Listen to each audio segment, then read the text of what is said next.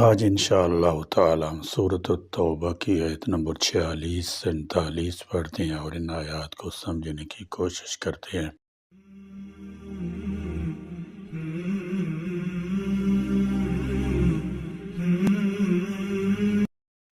اعوذ باللہ من الشیطان الرجیم، بسم اللہ الرحمن الرحیم۔ وَلَوْ أَرَادُوا الْخُرُوجَ لَأَعَدُّوا لَهُ عُدَّةً وَلَكِنْ كَرِهَ اللَّهُ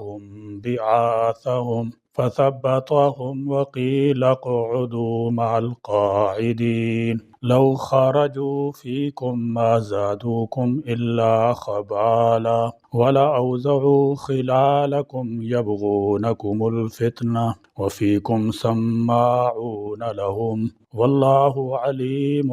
بِالظَّالِمِينَ۔ وَلَوْ اور اگر ارادو وہ ارادہ کرتے الخروج نکلنے کا، لَأَعَدُّوا تو ضرور تیار کرتے لہو اس کے لیے عدتاً کچھ سامان۔ فرمایا وَلَوْ أَرَادُوا الْخُرُوجَ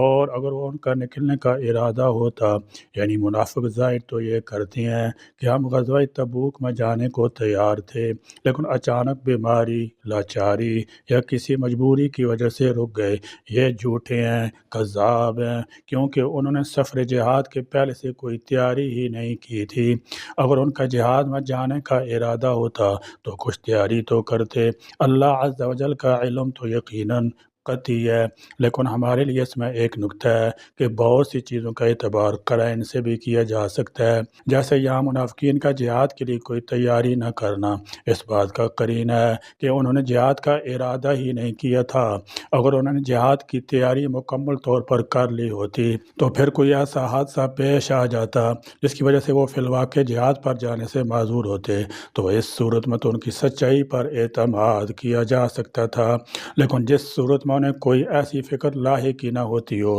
اور ان کا سارا دار و مدار صرف ہیلوں بہانوں پر ہی موقوف ہو، تو اس صورت میں انہیں سچا کیسے سمجھا جا سکتا ہے؟ اور حقیقت یہ ہے کہ ایسے لوگوں کی جہاد میں شمولیت اللہ تعالیٰ کو پسند بھی نہیں، جس سے اسلامی فوج کو ان سے کسی فائدہ کی بجائے نقصان کا خطرہ زیادہ ہو۔ چنانچہ عورتوں اور بچوں کے ساتھ گھروں میں ہی بیٹھ رہنا ان کے نصیب ہوا۔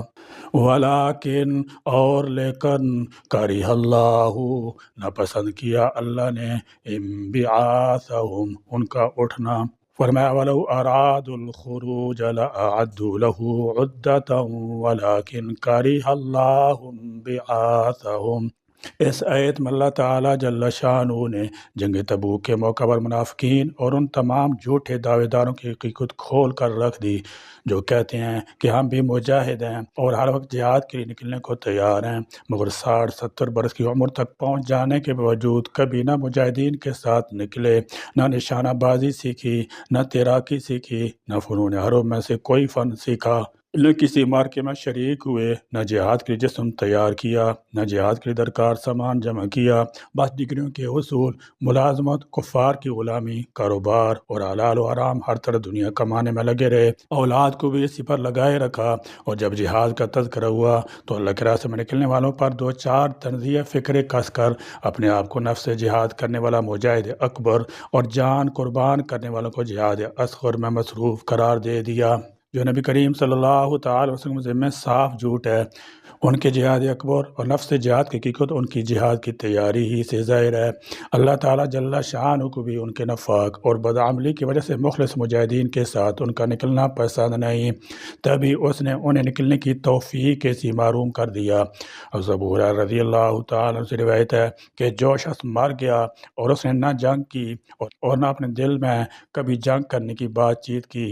تو وہ نفاق کی ایک شاخ پر مرے گا۔ فَثَبَّتَهُمْ لہذا اس نے ان کو سست کر دیا، روک دیا۔ فَثَبَّتَهُمْ پس اللہ نے ان کو کسل مند بنا دیا، ان پر سستی طاری کر دی کہ وہ جہاد میں شریک ہونے کی ہمت ہی نہ پاتے تھے۔ اللہ تعالیٰ جل شانہ نے ان کو کم ہمت بنا دیا اور فرمایا وَقِيلَ اور کہہ دیا گیا اقعدوا تم بیٹھے رہو مع القاعدین بیٹھنے والوں کے ساتھ۔ فرمایا وَقِيلَ اقعدوا مع القاعدین اور کہہ دیا گیا تم بیٹھے رہنے والوں کے ساتھ بیٹھے رہو۔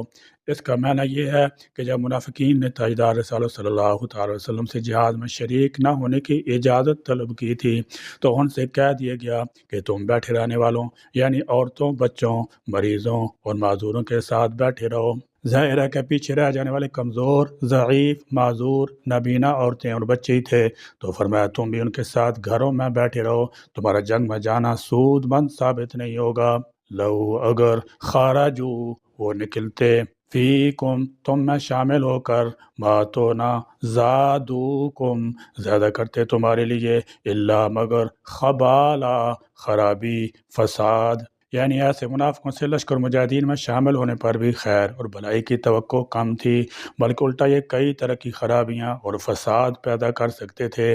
مثلا جنگ سے فرار کی راہ اختیار کر کے دوسرے کے حوصلے بھی توڑ دیتے، یا دشمن کو اسلامی لشکر کے حالات سے مطلع کر دیتے، یا اس سے ساز باز شروع کر دیتے، یا اسلامی لشکر میں اختلاف کا سبب بن جاتے اور ان میں باہمی نزاع پیدا کر دیتے، یا بے بنیاد افواہیں اڑا کر مسلمانوں میں بددلی پھیلانے لگتے۔ لہذا اللہ کی مشیت میں ان کا نہ جانا ہی بہتر تھا۔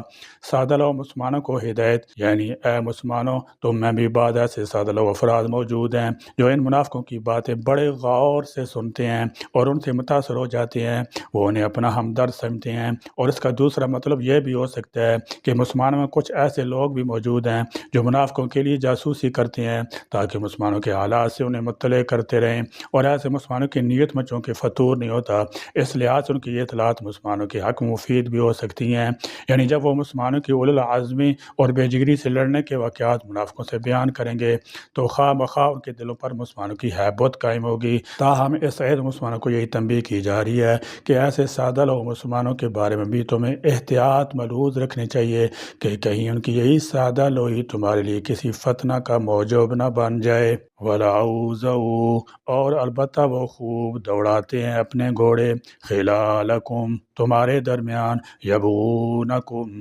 تلاش کرتے ہوئے تمہارے اندر، الفتنہ فتنہ، وفیکم اور تم میں کچھ وہ ہیں، سماعون جو سنتے ہیں، لہم ان کے لیے، واللہ اور اللہ، علیم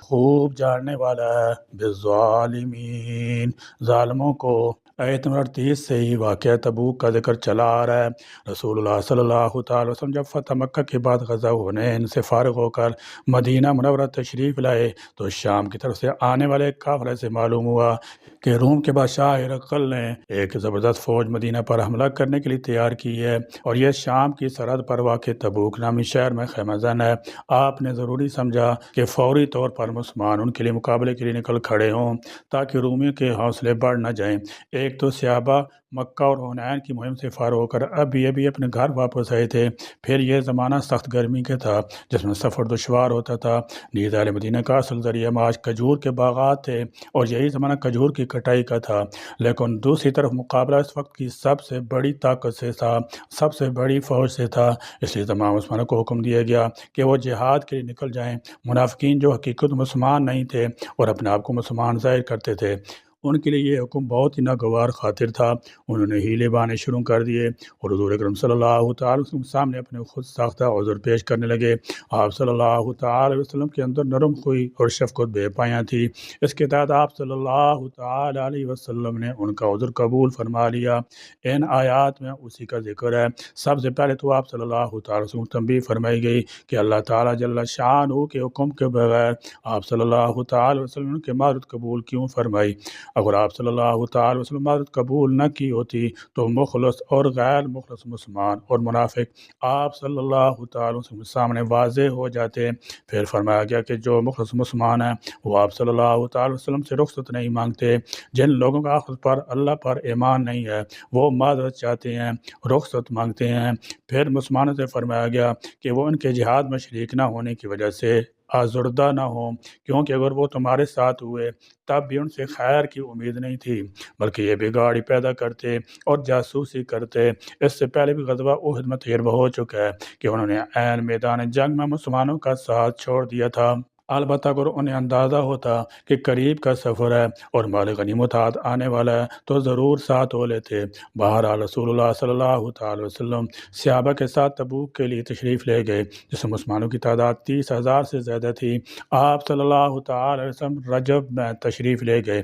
اور رمضان مبارک کے کچھ دن گزار کر واپس تشریف لائے۔ مسلمانوں کی اس حوصلہ مندی نے رومیوں کے دل میں رعب ڈال دیا اور انہیں مدینہ پر حملہ کرنے کی ہمت نہیں ہوئی۔ اس آیت سے معلوم ہوا کہ منافق ظاہری نیکی بھی کئی مرتبہ بری نیت سے کرتا ہے کہ مسلمانوں کو کافروں سے ڈرانا اور آپس میں لڑانا منافقوں کا کام ہے۔ ہمارے دور میں بھی ایسے قلم کار حضرات کی کمی نہیں جو ہر وقت غیر مسلم حکومتوں کی طاقت، اسلحہ، فوج اور وسائل کا تذکرہ کر کے مسلمانوں کو ڈرانے میں لگے رہتے ہیں۔ وَفِيكُمْ سَمَّاعُونَ لَهُمْ، اور تمہارے اندر ان کے جاسوس موجود ہیں۔ اس آیت کا ایک معنی یہ ہے کہ تمہارے اندر ان کے جاسوس موجود ہیں جو تمہاری باتیں اور تمہارا راز کفار تک پہنچاتے ہیں، اور ایک معنی یہ بھی ہے کہ تم میں سے بعض ایسے ضعیف الاعتقاد ہیں کہ جب منافقین مختلف قسم شبہات ظاہر کرتے ہیں تو وہ انہیں قبول کر لیتے ہیں۔ مسلمانوں کی تاریخ سے واقف شخص پر یہ بات پوشیدہ نہیں کہ ابتداء اسلام سے لے کر آج تک کفار کسی میدان میں بھی اپنی عددی برتری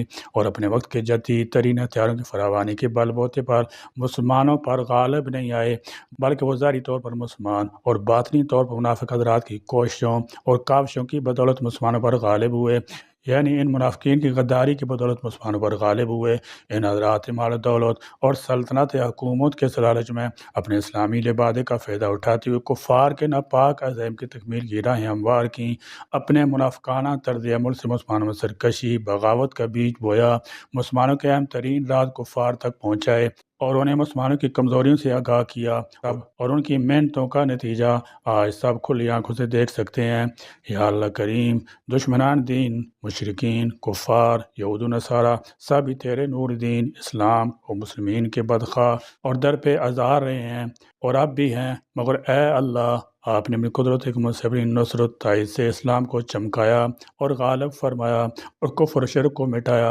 اور مغلوب کیا۔ اب بھی آپ اپنی قدرت سے اور اپنی تائید و نصرت سے اسلام اور مسلمانوں کو غلبہ شوکت عطا فرما، دین حق کو فتح یابی کمرانی نصیب فرما۔ یا اللہ کریم، ہمیں بھی جان و مال سے اپنی راہ میں جہاد کرنے کی توفیق عطا فرما۔ یا اللہ کریم، ہمیں اپنے اور اپنے رسول صلی اللہ تعالی وسلم کے علم متعدی پر عمل پیرا ہونے کی توفیق عطا فرما اور ہم کو ہدایت نصیب فرما۔ اس وقت جہاں جہاں کفر اسلام مقابلہ درپیش ہے، مجاہدین اسلام اور اسلامی لشکر کو اپنی تائید اور نصرت سے فتح یاب اور غالب فرما۔ آمین۔ وآخر دعوانا الحمدللہ رب العالمین۔